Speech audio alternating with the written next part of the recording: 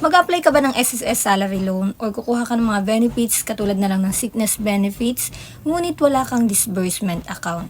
Good thing guys, nandito kayo sa video na to dahil sa video na to malalaman po ninyo kung paano po mag-apply ng disbursement account sa inyong SSS online. Kaya kung gusto po nyo malaman, panoorin nyo po yung video na to hanggang dulo dahil ang video na to ay makakatulong po sa inyo, kaya please stay tuned and please don't forget to subscribe.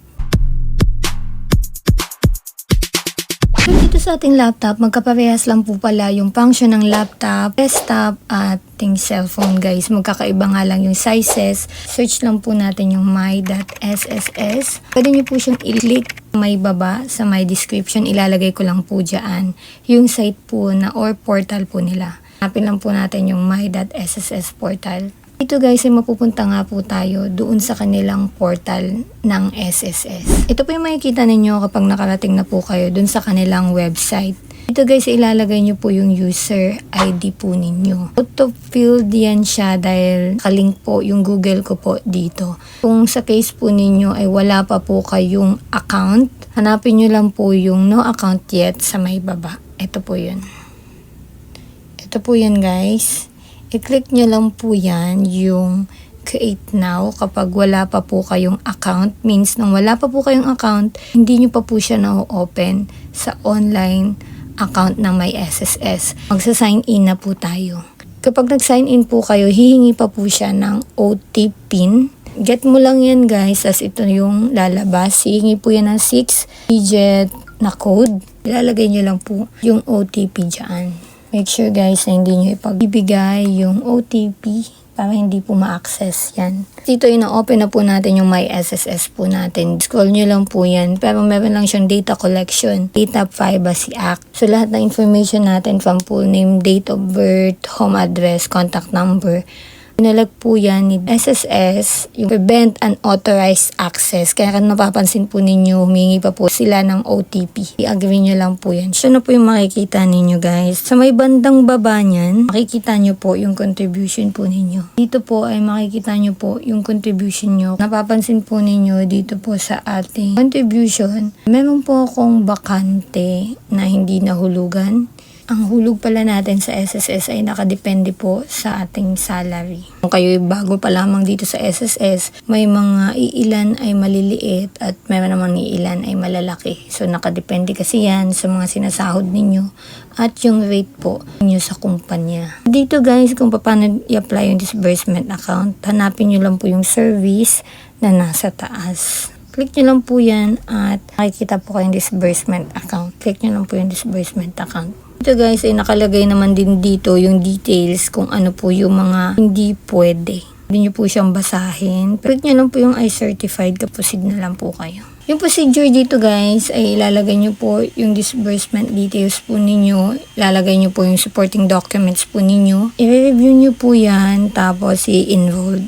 Dito sa may baba, mamimili po kayo kung ano po yung meron kayo. Pag bank account po yung pinili po ninyo, may makikita po kayong selection ng mga bank kung alin po yung gamit po ninyo na bank account. Ayan. Let's say for example, BPI, Bank of Philippine Islands. Hingi po yan ng account number. Ito. Confirm bank account number. Guys, take note guys, yung bank account number, hindi po yan yung card number. Iba yung bank account number sa bank card number.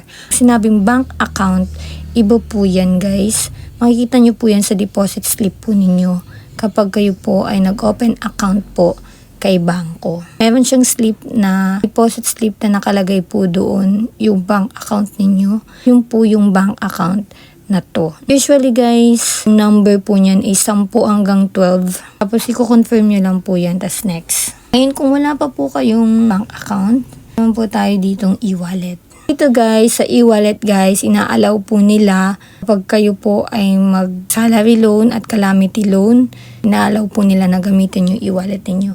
Pero make sure guys na yung e-wallet po ninyo ay kung ano po yung nakapangalan po sa e-wallet, dapat same lang din po nakapangalan sa inyo. So, hindi siya pwedeng e-wallet ng magulang nyo or e-wallet ng ate nyo. Hindi po yan ina-approve ni SSS. Dito sa e-wallet guys, mamimili lang po kayo kung ano po yung mga e-wallet na meron kayo. Meron po siyang 6 na e-wallet GCash guys, kung may GCash kayo, pwede din siya sa Maya. Kapag nakapili na po kayo, click nyo lang yan, tapos ilagay nyo lang po e-wallet number.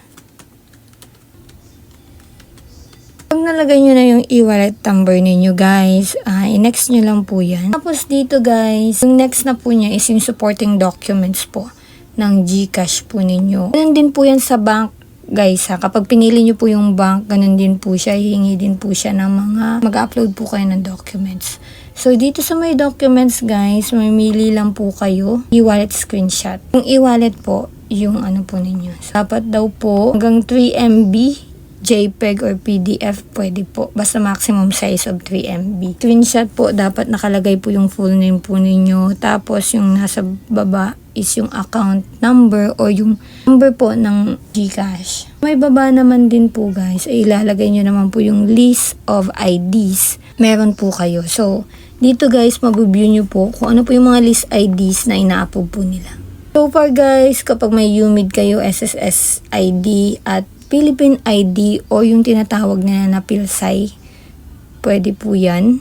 NBI clearance, pwede din po. Driver's license, postal ID card, voter's ID card, senior citizen ID card, PhilHealth insurance or PhilHealth ID, ina-approve po din yan nila. Police clearance, ina-approve din po. Solo parents ID, professional ID. Dito guys ay hindi na katulad dati na sobrang limited lang yung ID na ina-approve nila. Di nila medyo convenient na din. So, pag meron na po kayong ganito guys, picturean nyo lang po siya. So, ang pag-picture guys, dapat na-clear yung inyong number at yung pangalan nyo po. Dito naman po guys, kailangan mag-upload po kayo ng ganito guys. So, naka-selfie naman po yung tawag dito. Yung selfie picture guys, dapat sa may kanan ninyo ay hawak-hawak po ninyo yung ID number. Gilid naman is yung hawak-hawak ninyo yung card. Bank account po yung pinili po ninyo. Hawak-hawak nyo po yung card together po ng slip sa may baba. So, ibig sabihin, ito yung card.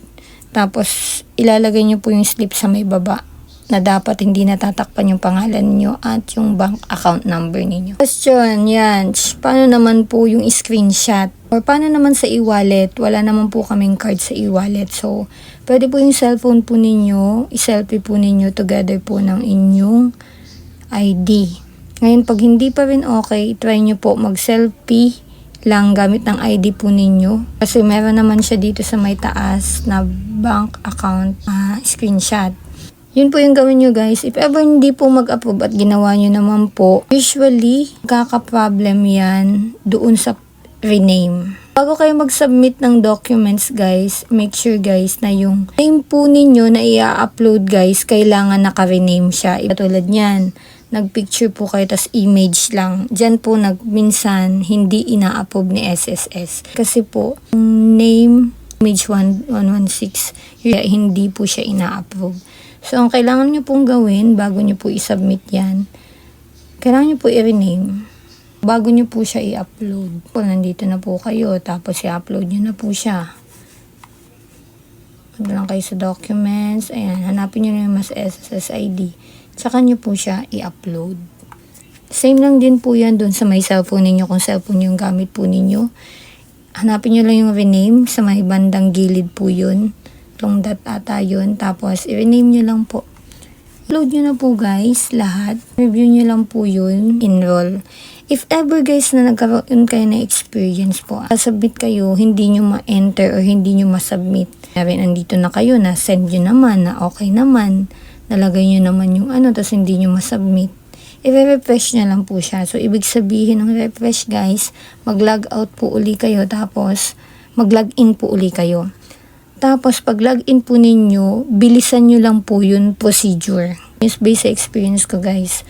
Pag matagal ka na naka-open sa SSS, tapos magsasubmit ka ng application, hindi na si-send at hindi na a-approve agad. Parang nag-i-invalid ganun. Pero kapag binilisan mo yung transaction dito, nasasubmit agad. Click ako ng click ng next, hindi nagpuproceed. Yung pala guys, kailangan mo lang siyang i-refresh. Kapag nakapag-send na po kayo ng disbursement account, Yun guys, mag-wait lang kayo ng 3 to 5 days, working days yun guys. Tapos, magkakaroon kayo ng notification. It's either dito sa inyong Gmail account. Disbursement enrollment status guys, makikita nyo po doon kung in-approve na or hindi. Makikita nyo din po yan sa may Gmail account po ninyo. Sana po nakatulong po yung video na to. Kung nakatulong man ang video na to, please give me a like and please don't forget to subscribe para sa tuloy-tuloy na panonood ng mga informative video na kagaya nito. This is Yanch and see you to my next video. Bye-bye.